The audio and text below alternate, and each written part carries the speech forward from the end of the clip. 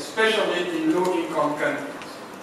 Okay? So the overarching message, if you want, is the remittances coming into the continent are a very good way of providing assistance to households. These are private transfers. Let me go first to mapping migration in Africa. I've already hinted at it. If you take all migrants from the south, you will see that a little bit less than half of them go to over south countries, 42% to OECD, high-income OECD, and 14% to non-OECD countries, mainly the Gulf countries. Okay? But what has been catching headline news is the immigration of medical doctors, of nurses to OECD countries. We've all seen stories of if you go to small towns in central Canada, you'll have most of the doctors being from Anglophone-speaking sub-Saharan countries. Not to name them, but you can guess which ones you have. And our issue is skill migration from low-income countries, because those countries have already a very small base of skilled workers. So the cost can be high.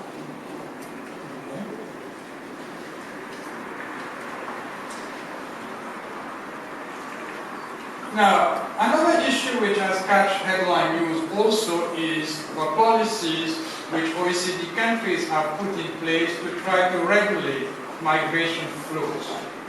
The assumption is that migration flows, if not properly managed, can be damaging for receiving countries. You need, however, to put that in perspective with what's happening on the demographic side. And those numbers are quite telling. If you start at the top here, Sub-Saharan Africa is the part of the world which will see the highest population growth in numbers. Okay, as a region, sole region, close to 700 million. And most of them will be young people.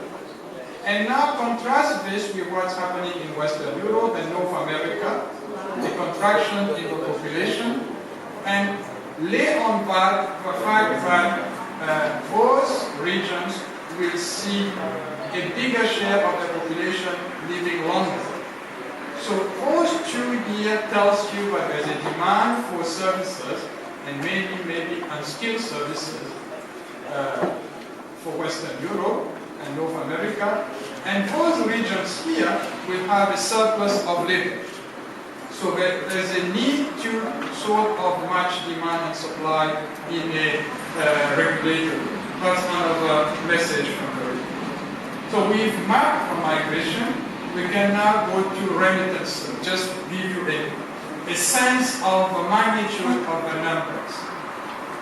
And this was my take-home message. This number here, 40 billion, 41 billion.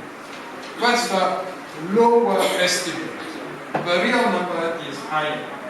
And this has overtaken ODA, which is at 39 billion. Okay? Remittance flows to North Africa accounts for about half of it. And again, there's a nuance to be applied to those numbers. In Sub-Saharan Africa, when you see this 21 billion, 50% of it, close to 50, is only for one country. Let me pause and let you guess which one it could be. It's Nigeria. So out of this 21 billion, half of it is for Nigeria. 10 billion. Not surprising, Nigeria has a population of 160 million, a very big diaspora, and this is not a surprise.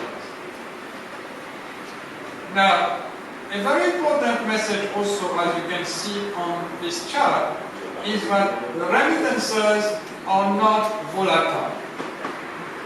Contrast it with private equity or portfolio flows. You can see those swings in portfolio flows, but remittances is very smooth. And even during the crisis in 2009, the dip was small. And even this dip, this small dip, you need to contrast it by country.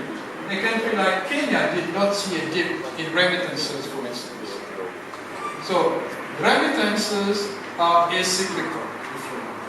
That's another important message. Now, what are the barriers to remittances? And here we need to be proactive. It's the cost of sending remittances to other parts of the world, and here we lag behind.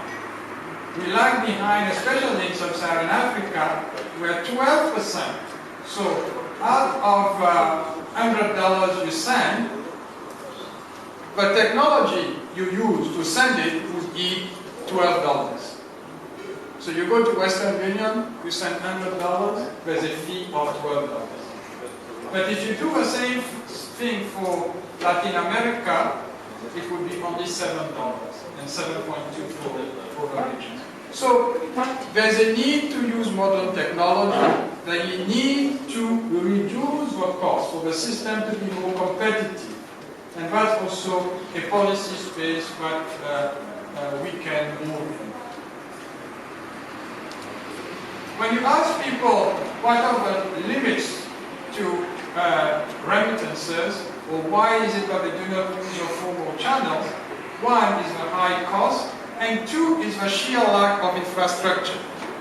If there's no physical branch next to where you live, you will not be using the formal channels. And herein, ICT is a unique opportunity.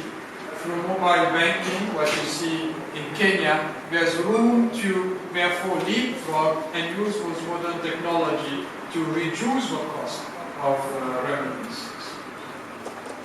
An important issue for the bank is debt sustainability.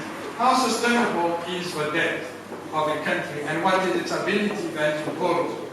Now, we are by no means saying that remittances is in a position to be used as borrowing capacity, but what we are saying is that if you count those remittances as part of, we can get the people to sit. If you count in remittances, you'll see that for some highly indebted countries, it brings it down, and it brings it down in a quite sizable manner. Now, the important question is how do you mobilize diaspora resources? And here we have to bear in mind that these remittances are private remittances. They are remittances from households to other households or to other individuals. So whatever we do, we need to be cognizant. Now, there's two ways diaspora can contribute. They can contribute through their own human capital, through research, through technology transfer, skills development. They can also contribute through capital, philanthropy, but they can also contribute through remittances, what they send for. And they can also be tapped in for the services, for the savings that they have. What the report says is just for sub-Saharan Africa, the potential is about 17 billion for future flow of mineral export, tourism receipts, and remittances. But there are constraints to remittance secularization in Africa, and they are listed here, and we are the usual suspect. One of them is the lack of sovereign rating and high field costs, and also the accountability of governments.